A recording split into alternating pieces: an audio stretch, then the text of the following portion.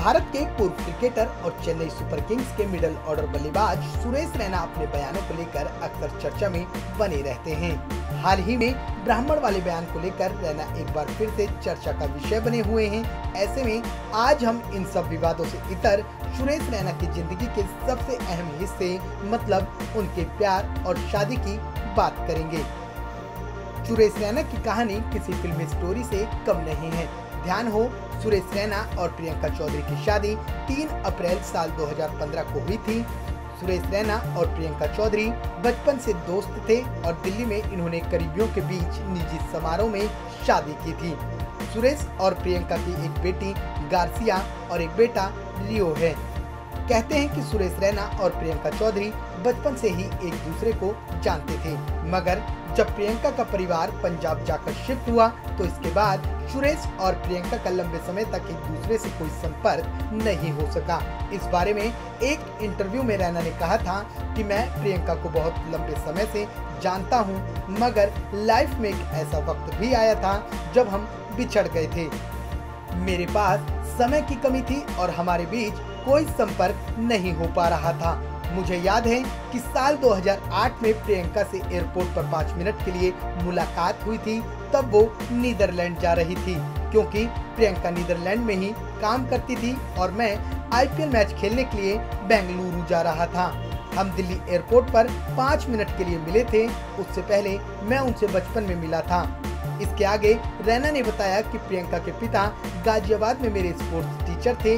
मेरी और प्रियंका की मां एक दूसरे को काफी करीब से जानती थी, इसलिए मैं इसको लव से ज्यादा अरेंज मैरिज मानता हूं, क्योंकि हमारे परिवार एक दूसरे को लंबे समय से जानते थे।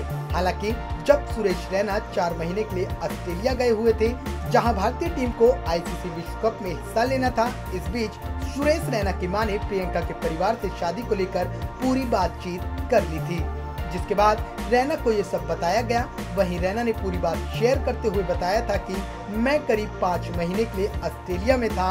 मां ने यहाँ सब कुछ फिक्स कर लिया था और मुझे तो कुछ भी पता नहीं था।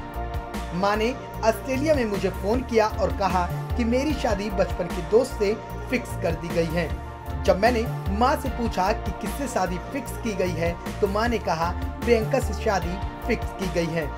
और इस बातचीत के कुछ दिन बाद प्रियंका ने मुझे नीदरलैंड बुला लिया। मैं काफी लंबे समय की फ्लाइट लेकर नीदरलैंड पहुंचा। हालांकि तब तक प्रियंका के मन में शादी को लेकर क्या था मुझे नहीं पता, लेकिन मेरे इतने लंबे सफर को देखने के बाद उन्हें लगा कि मैं उनके लिए सबसे परफेक्ट हूँ और उन्होंने शादी के लिए हामी भर दी थी। बाद में मुझे ये भी पता लगा कि प्रियंका ने मुझे ट्राई करने के लिए ही अचानक इतनी दूर से बुला लिया था। खैर, इतने लंबे समय बिछड़ने के बाद जब सुरेश रैना और प्रियंका चौधरी मिले तो हमेशा हमेशा के लिए एक दूसरे के हो गए। यह कहना गलत नहीं होगा कि किस्मत के सामने दूरी भी कोई मायने नहीं रखती। इन दोनों की जोड़ी के लिए यहाँ रैना के माता पिता शुभचिंतक बने और इस जोड़ी को 7 जन्मों का साथी बनाया। वहीं दूसरी तरफ इन सब से हटकर अगर रैना के क्रिकेट सफर की बात की जाए तो रैना का क्रिकेट सफर भी बेहद शानदार रहा। 27 नवंबर साल 1986 को जन्मे सुरेश रैना ने भारत के लिए 226 वनडे खेलते 5,615 रन बनाए। वहीं 18 टेस्ट मैचों में 768 रन उनके बल्ले से निकले हैं। इसके अलावा उन्होंने वनडे में 5 शतक और 36 अर्धशतक लगाए हैं, तो टेस्ट में 1 शतक और 7 अर्धशतक उनके बल्ले से निकले हैं। इसके अलावा उन्होंने अपने करियर में 49 विकेट भी लिए हैं, जिसमें 36 वनडे में तो 13 टेस्ट मैचों में शामिल हैं। उन्होंने T20 इंटरनेशनल क्रिकेट में 78 मैच खेलते हुए 1605 रन बनाए हैं, जिसमें 2 शतक और 5 अर्धशतक शामिल हैं। इसके साथ ही उन्होंने 13 विकेट भी हासिल किए हैं।